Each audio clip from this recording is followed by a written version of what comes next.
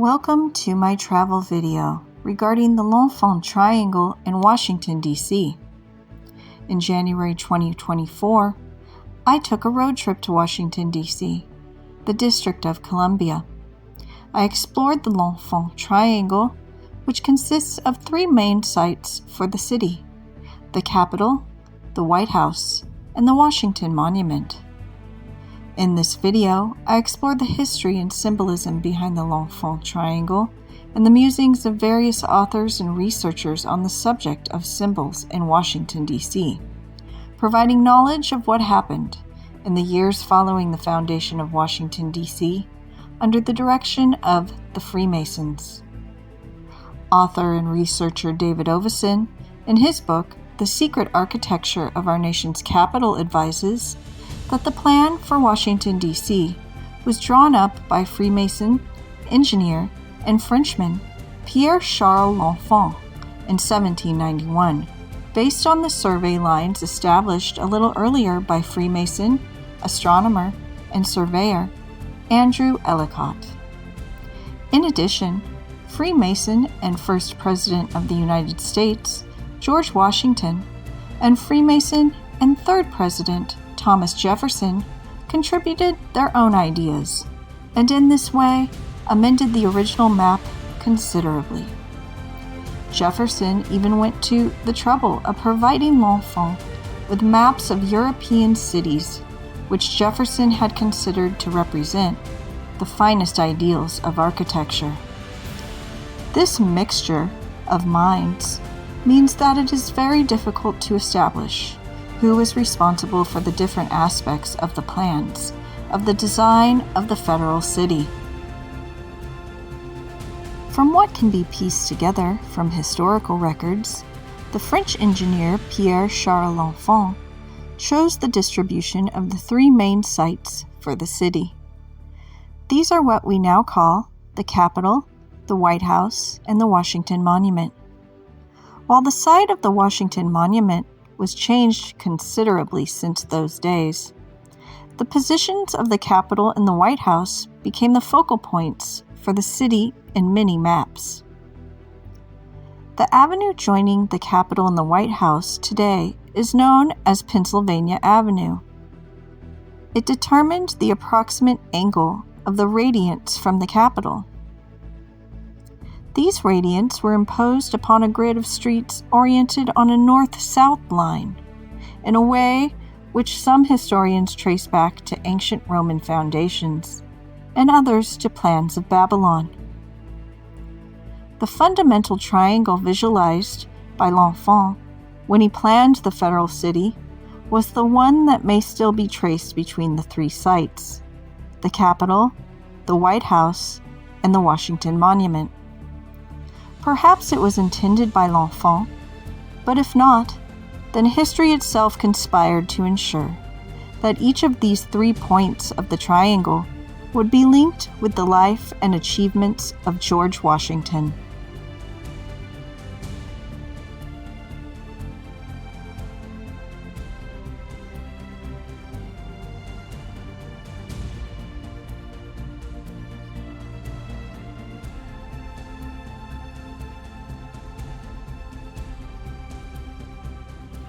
It is almost as though L'Enfant laid upon his virgin parchment the Masonic square as symbol of the spirit of George Washington, and dedicated its 3 points to the founder of the nation.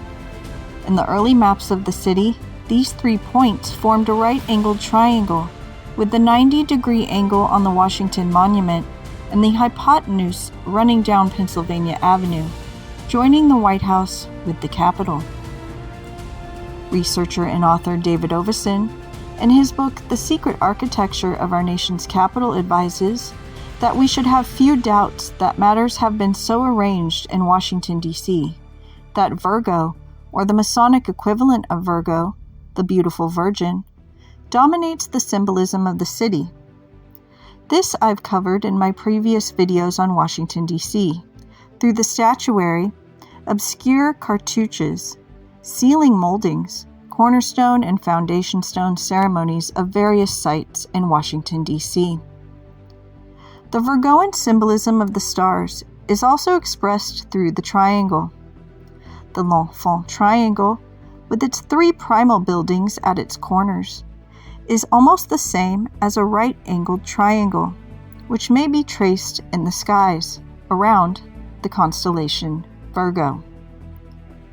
L'Enfant set down his triangle on the earth with great care.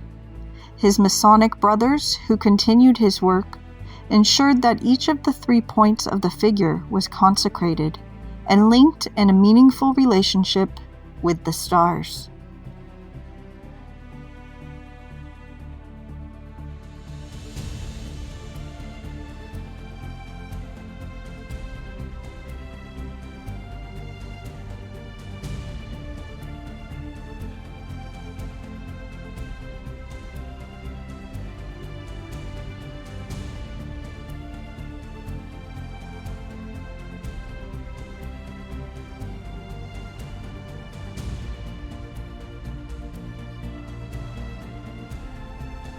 All of these charts have the dragon's head in the sign of Virgo.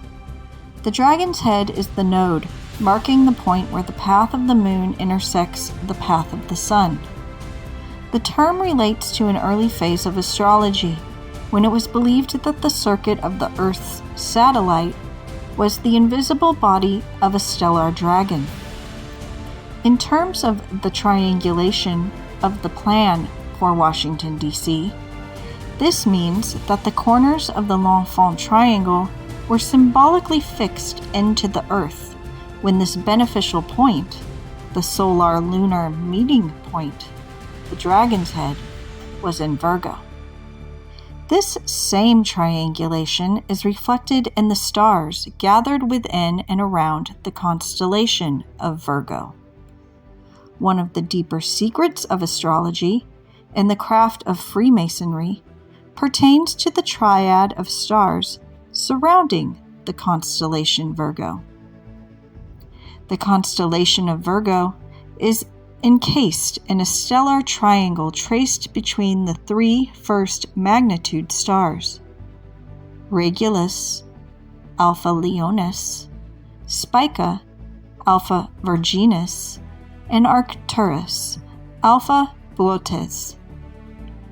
While one should not confuse the tropical sign Virgo with the constellational pattern Virgo, the undeniable fact is that this triangle of stars seems to reflect the central triangle plan of Washington, D.C. The stars of the Virgoan triangle correspond with the L'Enfant triad. Arcturus falls on the White House, Regulus falls on the Capitol, and Spica falls on the Washington Monument. I visited the headquarters of the National Grange of the Patrons of Husbandry, located in the National Mall area of Washington, D.C. On the exterior of the building are plaques, one showing a sheaf of wheat as its icon, another nod to Virgo. Known as a social organization in the United States that encourages families to band together to promote the economic and political well-being of the community and agriculture. Its whole structure had been very carefully designed, and its working practices were virtually synonymous with the structure and procedures of Freemasonry. The Grange offers its members a sense of exclusivity as an independent and even secret society. There is also a marker stone commemorating the founding of the National Grange of the Patrons of Husbandry in 1867, and this is located on the National Mall in Washington, D.C. Researchers and authors Alan Butler and Janet Wolter, in their book America, Nation of the Goddess, the Venus Families, and the Founding of the United States, explore how a secret cabal of influential families has shaped the United States according to the principles of sacred geometry and goddess veneration. They reveal how a secret cabal of influential Venus families, with a lineage tracing back to the Eleusinian mysteries, has shaped the history of the United States since its founding. The evidence for such incredible assertions comes from American institutions such as the National Grange Order of Husbandry, and from the man-made landscape of the United States, where massive structures and whole cities conform to an agenda designed to elevate the feminine within religion and society. The authors explain how the Venus families, working through the Freemasons and later the Grange, planned the American Revolution and the creation of the United States. It was this group who set the stage for the Founding Fathers to create Washington, D.C., according to the principles of sacred geometry, with an eye toward establishing the New Jerusalem. The authors explore the sacred design of the Washington Monument, revealing its occult purpose and connections to the heavens. In this book, they also reveal how the obelisks in New York depict the stars of Orion's belt, just like the Giza pyramids, and how the site of one of them, St. Paul's Chapel, is the American counterpart to Roslin Chapel in Scotland. Exposing the strong esoteric influences behind the establishment of the Grange in the United States, the authors connect this apparently conservative order of farmers to the Venus families and trace its lineage back to the Cistercians, who were a major voice in the promotion of the Crusades and the establishment of the Knights Templar. The authors conclude with the startling revelation that nearly every city in America has a temple to the goddess hidden in plain sight, exposing the extent to which the Venus families are still at work behind the scenes. Alan Butler and Janet Wolter espouse that the Venus families are an entirely benevolent secret society. As with the other books by Alan Butler that I have read, this one contains many important facts and is certainly worth reading. But it is important to note that although Alan Butler says he is not a Freemason himself, he does admit that his associates and co-writers are. This does not mean that there is something evil or wrong with Masonry or any particular member of the order. It is just important to be aware that there is a secret society behind Freemasonry, Rosicrucianism, and Templarism. It is an order in veneration of the goddess or the feminine, a Sophianic order, and this can be seen through their symbolism. Through the symbolism I have encountered through my travels, through the works of several other researchers and authors, and through the mere state of the world, I find it difficult to jump on board with Alan Butler and Janet Wolter's eulogization of this elusive group, due to the fact that from my discernment, I don't see that this group has done much good for the crime and corruption in this world. I question this assertion that the Venus families, or cult of Venus, is an entirely benevolent group, and I find it difficult to believe that the workings of a powerful centuries-old secret society means the best, and has spent its immense wealth for the good of all when I critically take an honest look at the state of the world.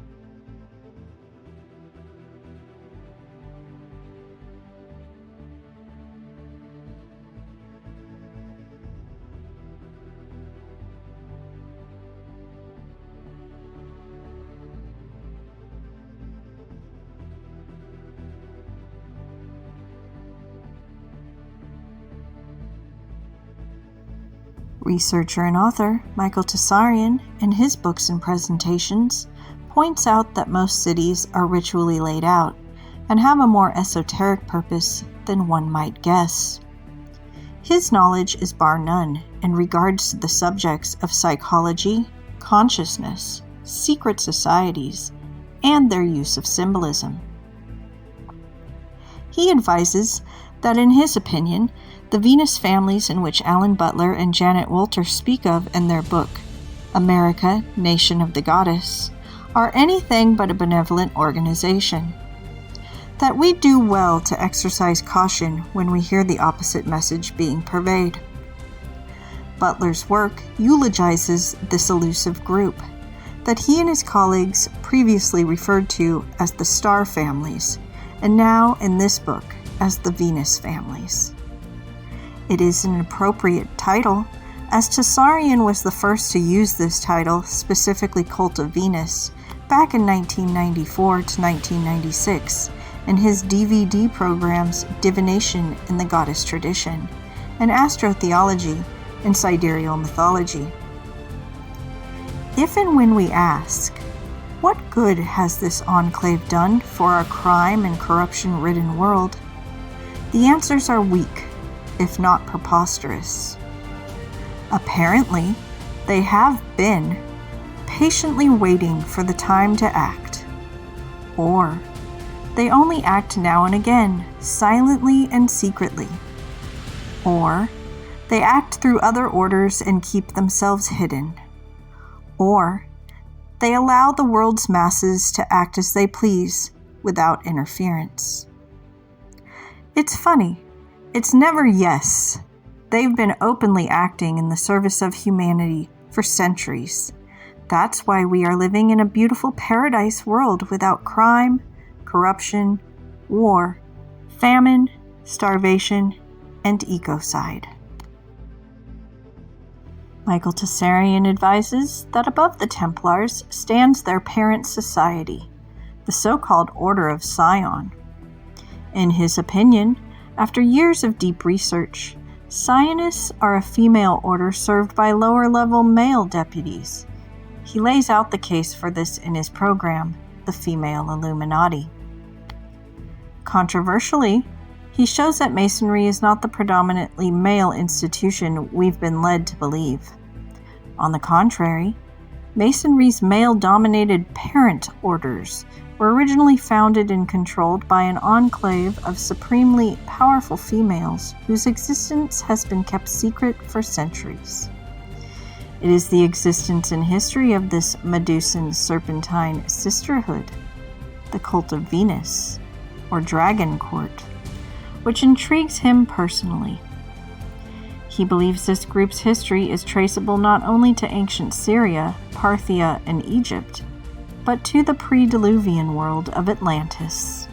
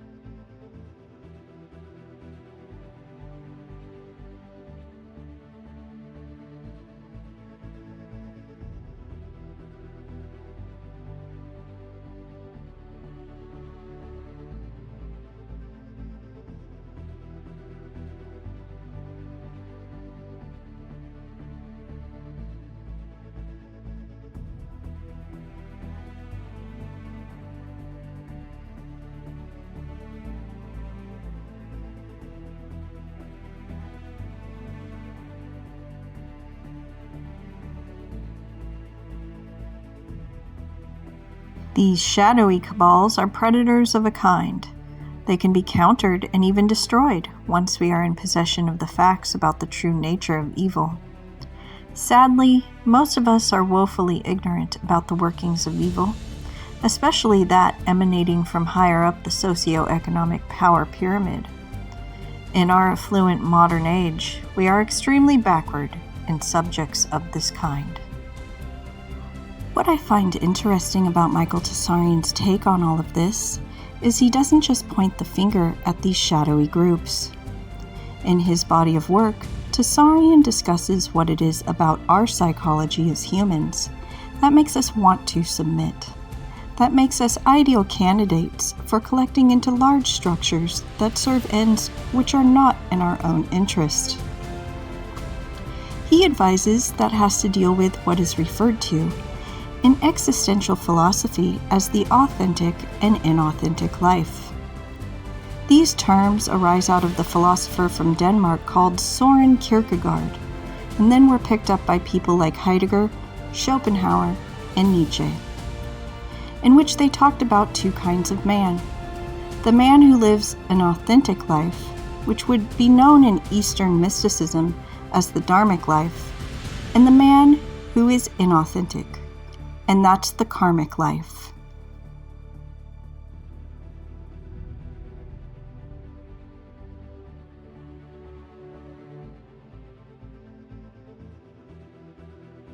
So when we look around the world, we see these two types of people. In the inauthentic model, there is primary guilt, an existential guilt based on one's own inner subconscious commitment to live an inauthentic life. And from that guilt, from that commitment, comes an entire inverted tree of life of many, many other syndromes and many other complexes that we are familiar with in the world.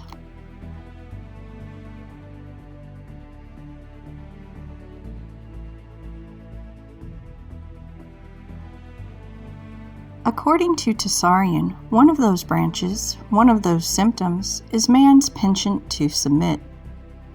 Man has found it more satisfactory to submit. This is irrational, but nevertheless he's made this irrational decision. As irrational as it is, he has made a decision rather to submit to external forms of tyranny and external forms of control. The man who submits has in fact chosen to submit to external authorities, regardless of how tyrannical they are, rather than face the journey on the Siddhartha road towards an understanding and attainment of his own selfhood. We know what makes us the same as everyone else. All the institutions want to drum it into us what makes us uniform or the same. We are very rarely taught, except by true teachers, what it is that makes us unique, because the system isn't really interested in what makes us unique. But when it comes to real psychological and spiritual sovereignty, they're not interested, and that is the reason why we do not have political sovereignty. That is why it is eroded. That's why we don't have social sovereignty. That is why that is being eroded. Because man does not have, nor does he even want, for the most part, psychological, moral, intellectual sovereignty. The man who is in absence of being, isn't he going to follow these structures, what Tsarian refers to as the Pied Pipers of doom? The opposite man, the man who is authentic, is what is referred to as the outsider. He is trying to handle the journey within. He is traveling the road less traveled. He is inner directed. He's not waiting on the world to turn him on and give meaning to his life, because he gives meaning to his life. The rest of mankind do not want that. They're dead, morally dead or spiritually dead, saying, "World, turn me on. Give me more stimuli. Give me more stuff." That's exactly what Big Brother wants to hear. Those are the manufacturers of the lie. They are the manufacturers of all the things that the narcissistic personality type demands. Michael Tsarian advises, the ego is the ghost that rose out of the grave of the self. Only a return to selfhood is going to deal with the narcissistic self and balance the ego drives. A return to selfhood, individually in a psychological context, is the only remedy to all the other issues, be they political or social.